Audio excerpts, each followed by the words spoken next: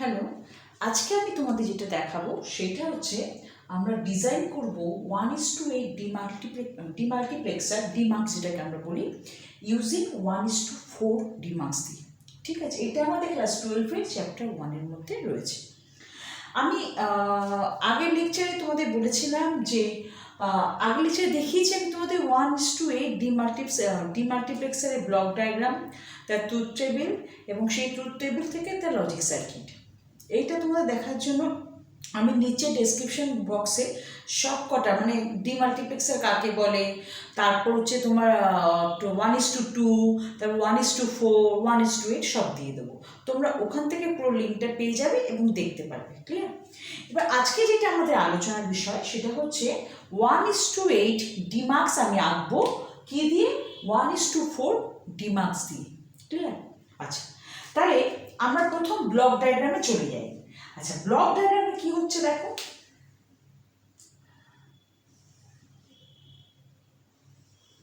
এই একটা block diagram হলো। এইটা কি? এইটা আমি ধরলাম 1:4 ডিমার্কস 1। ঠিক আছে, আরেকটা ব্লক ডায়াগ্রাম এখানে নিলাম,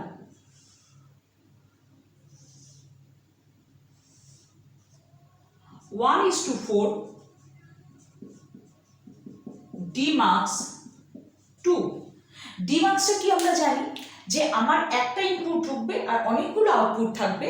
আমার সিলেকশন লাইন যে মানে সিলেকশন লাইন সিলেক্ট করে দেবে ইনপুটটা কোন আউটপুট দিয়ে বেরোবে, তাই তো? এখানে 1:4 ডিমার্কস মানে হচ্ছে কি, এখানটা একটু দেখি এই পার্টটা 1:4 দেখা যাচ্ছে? হ্যাঁ, 1:4 ডিমার্কস মানে হচ্ছে আমার নাম্বার অফ আউটপুটস কত? আমার নাম্বার অফ আউটপুটস হচ্ছে 4টে। হ্যাঁ, যেটা ইকুয়াল টু হচ্ছে তোমার n। ঠিক আছে, এবার আমরা যদি তাহলে আমার নাম্বার অফ সিলেক্ট লাইনস কতগুলো আমরা জানি না।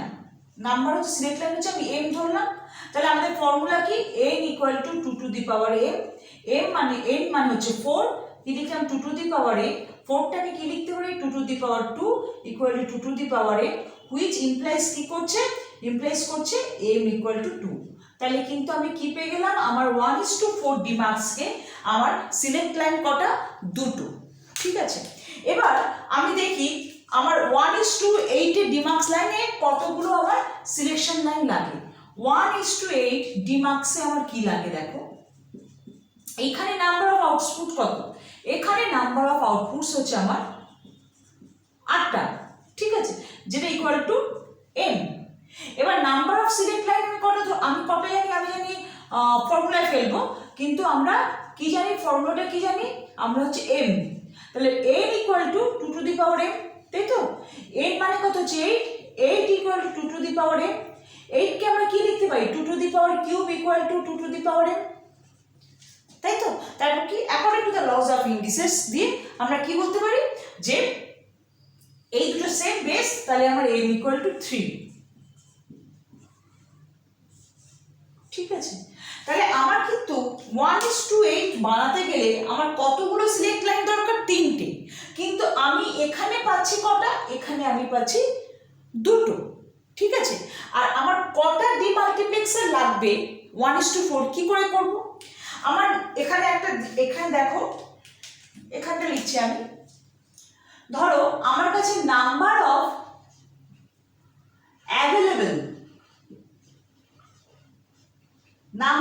অ্যাভেলেবেল আউটপুট কতগুলো আছে?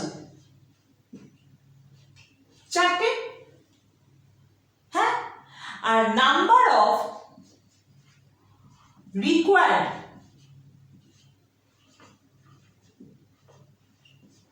দেখা যাচ্ছে কি? নাম্বার অফ রিকোয়ার্ড আউটপুট কত? 8টা।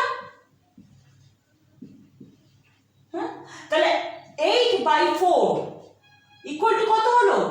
তাহলে আমার কটা 1:4 মাল্টিপ্লেক্সার লাগবে? আমার দুটো 1:4 মাল্টিপ্লেক্সার লাগবে। তাহলে এরকম ভাবে কিন্তু আমরা কতগুলো লাগবে আমরা বার করতে পারি। হলো? এবার দেখো, তাহলে আমার 3টে সিলেক্ট লাইন দিয়ে আমাকে 1:8 ডিমাল্টিপ্লেক্সার ডিজাইন করতে হবে। আমি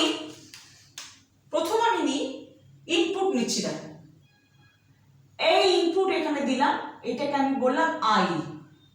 আবার এখানে এখানে দেখো একই ইনপুট আমি দিচ্ছি, ঠিক আছে? তাহলে আমাকে কি করতে হবে? আমার মেইন উদ্দেশ্য হচ্ছে যে যেহেতু আমার 8টা আউটপুট লাগবে, তাহলে এখানে আমি 4টে আউটপুট বার করব, আবার এখানে 4টে আউটপুট বার করব। যখন এইটা হবে, এই ডিমাল্টিপ্লেক্সারটা অ্যাক্টিভ হবে, তখন এইটা ডিঅ্যাক্টিভেট হয়ে যাবে। আবার এইটা যখন অ্যাক্টিভ হবে, তখন এইটা ডিঅ্যাক্টিভেট হয়ে যাবে। এইটাই আমার উদ্দেশ্য, ঠিক আছে? সেটা কি করে করবো একবার দেখো। আমার একটা ইনপুট ঢুকছে, তাই আইটা এখানেও ঢুকছে, আবার এখানেও ঢুকছে। আমি আউটপুটগুলো সব এঁকে নিই, হ্যাঁ? আউটপুটগুলো দিয়ে দিই। কটা? 4টে তো বেরোবে এখান দিয়ে। 1টা 2টো 3টে 4টে, 1টা 2টো 3টে 4টে। এটা কি হচ্ছে? y0, এটা y1, এটা হচ্ছে y2, এটা হচ্ছে y3, এটা হচ্ছে y4, আমি বুঝিয়ে দিচ্ছি। এটা হচ্ছে y5, এটা হচ্ছে y6, এটা হচ্ছে y7। আর এখানে কটা সিলেকশন লাইন লাগে? 2টো।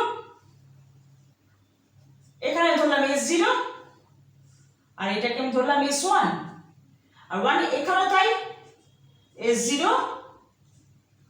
আর S1। এটাকে তুমি এখান থেকে লিংক আপ করে দিতে পারো, একই ব্যাপার। আচ্ছা, এখানে যে জিনিসটা আমার হবে সেটা হচ্ছে এনাবেল। কারণ এনাবেল না হলে আমি সবসময় বলি যে এনাবেল যদি আমার হাই না হয়, মানে 1 না হয়, হাই, সেটা কি হাই হলো, আউটপুটে হাই না হয়, তাহলে কিন্তু আমার মাল্টিপ্লেক্সারও কাজ করবে না, ডিমাল্টিপ্লেক্সারও কাজ করবে না। এই ক্ষেত্রে আমার এনাবেল খুব প্রয়োজন। এনাবেল না হলে কিন্তু অসুবিধা হয়। দেখো আমি কি করছি, এখানেও দিচ্ছি এনাবেল ই, আবার এখানেও দিচ্ছি।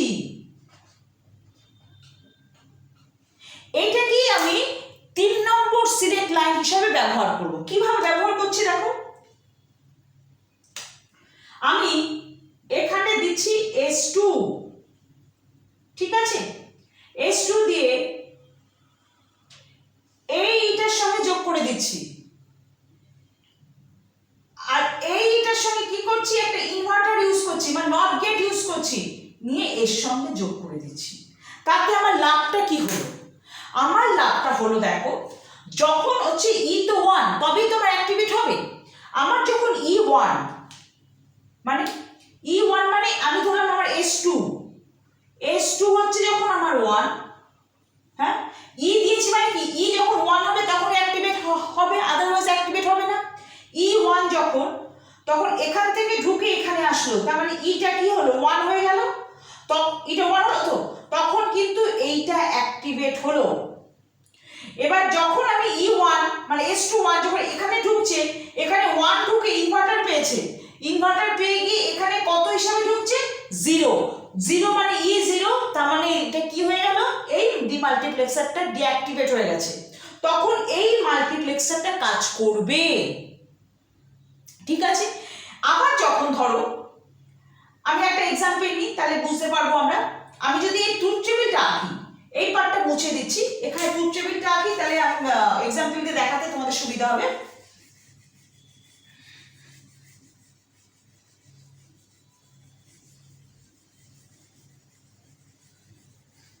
ধরো এখানে এক্সাম্পল আমি কি দিলাম, এখানে দেখো আমি লিখছি আমার 3টে, তো ই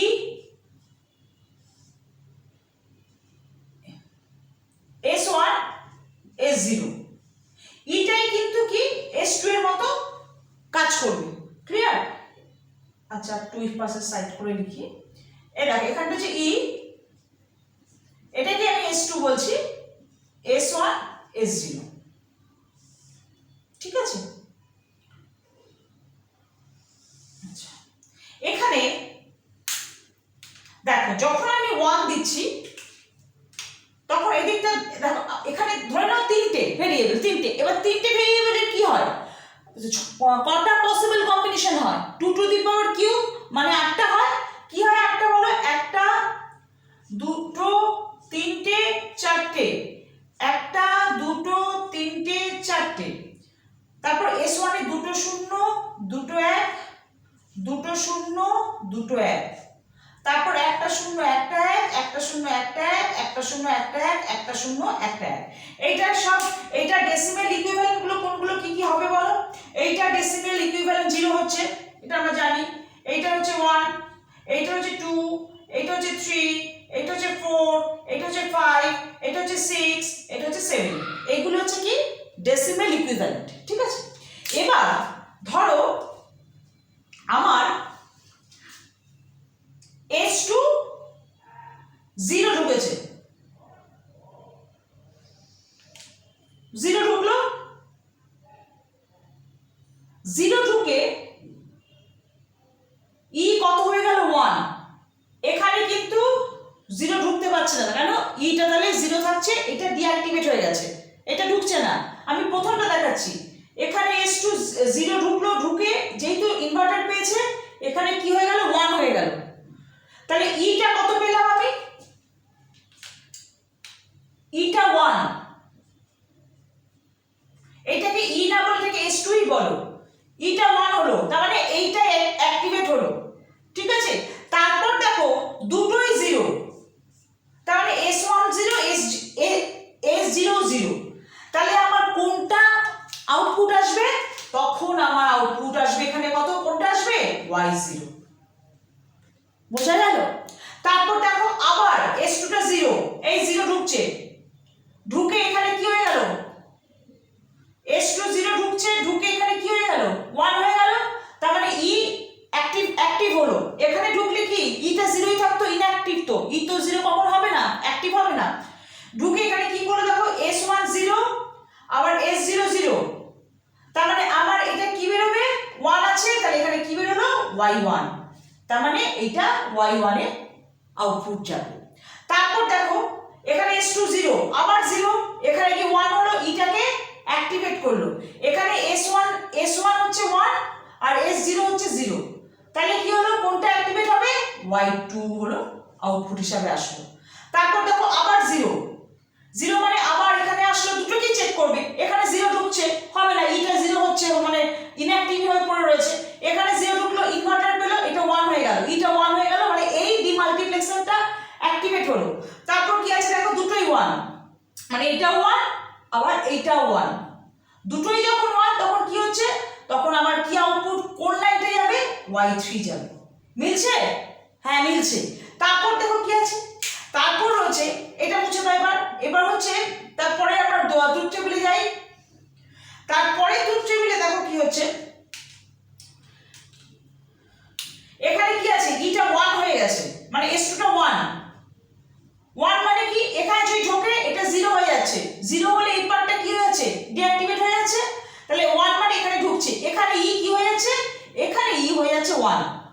এবার দেখো কি আছে, দুটোই 0, এই দুটোই 0, তার মানে কি বেরোবে, দুটোই 0 হলে ই S2 টা 1, তার মানে কি Y4, ঠিক আছে। তারপর আবার দেখো S2 কি হচ্ছে 1, আবার ঢুকছে, ঠিক আছে, ঢুকে কি হচ্ছে 0 আর 1, মানে S1 0, এটা হচ্ছে 1, তাহলে কত বেরোচ্ছে তিনটে নিয়ে, ঠিক Y5। এরকম করে আমরা কি পাচ্ছি, Y6 ও পাচ্ছি এবং Y7 ও পাচ্ছি। তাহলে কিন্তু আমরা 1:4 ডিমাল্টিপ্লেক্স দিয়ে আমরা একটা 1:8 ডিমাক্স তৈরি করে ফেললাম, বোঝা গেল। তাহলে আমার মেইন উদ্দেশ্য কি থাকবে, আমার মেইন উদ্দেশ্য থাকবে দুটো যে ডিমাল্টিপ্লেক্সার নিয়েছি, একটাকে একবার অ্যাক্টিভেট করবো, আরেকটাকে ডিঅ্যাক্টিভেট করে রাখবো, আবার পরের ক্ষেত্রে যেটাকে ডিঅ্যাক্টিভেট করে রেখেছিলাম সেটাকে অ্যাক্টিভেট করব, আর যেটা অ্যাক্টিভ ছিল সেটাকে ডিঅ্যাক্টিভেট করে দেবো। সেটা কিভাবে সম্ভব হচ্ছে, S2 সিলেকশন লাইনকে ই এর সঙ্গে যোগ করে দিচ্ছি, ই এর সঙ্গে যোগ করে কি করছি, একটা নট গেট লাগিয়ে দিচ্ছি বা ইনভার্টার লাগিয়ে দিচ্ছি। তাহলে কি করছে, ও কি করছে, যখন 0 হচ্ছে এটাকে ইনঅ্যাক্টিভেট করে এটাকে অ্যাক্টিভ করে দিচ্ছে, আবার যখন 1 হচ্ছে এটাকে অ্যাক্টিভেট করে এটাকে ডিঅ্যাক্টিভেট করে দিচ্ছে। বোঝা গেল? তাহলে তোমরা কমেন্ট করো, লাইক করো, শেয়ার করো এবং বন্ধু বান্ধবের মধ্যে দিয়ে দাও। এরপরের দিন আমি দেখাবো তোমাদের ডিকোডার এনকোডার দেখাবো, ঠিক আছে। আর ডেসক্রিপশন বক্সে আমি সব দিয়ে দেবো, তোমরা চ্যানেলটাকে সাবস্ক্রাইব করে রাখো, আমি আরও যখন ভিডিও আপলোড করবো তোমরা দেখতে পাবে। তাহলে আজ এই পর্যন্তই থাক, থ্যাংক ইউ।